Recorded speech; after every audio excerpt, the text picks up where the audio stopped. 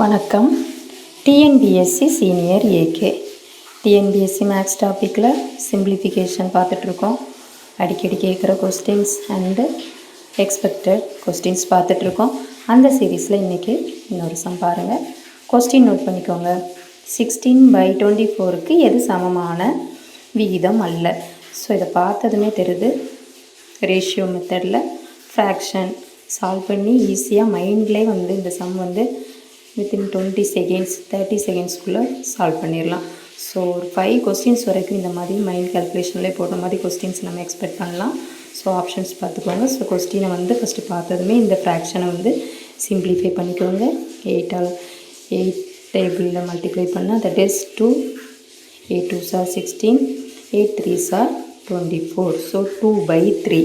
So இந்த 2/3ங்கிறது இந்த fraction எதுக்கு சமமான விகிதம் அல்லன்னு கேட்டிருக்காங்க. ஸோ கீழே உள்ள ஆப்ஷன்ஸ் எல்லாத்தையுமே இதே மாதிரி டிவைட் பண்ணி பாருங்கள். இதை 3 டேபிளில் டிவைட் பண்ணோம் அப்படின்னா அகெயின் 2/3 கிளியர். ஸோ இதை 4 டேபிள் இல்லையா, 6 டேபிளில் கேன்சல் பண்ணால் 2 and 3. இது 5 டேபிளில் 2 and 3.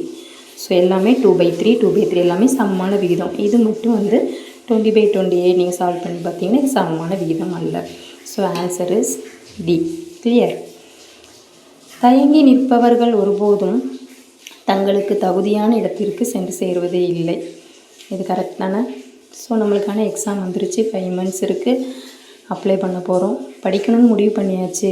உங்களுக்கான இடம் காத்துக்கிட்டு இருக்கு.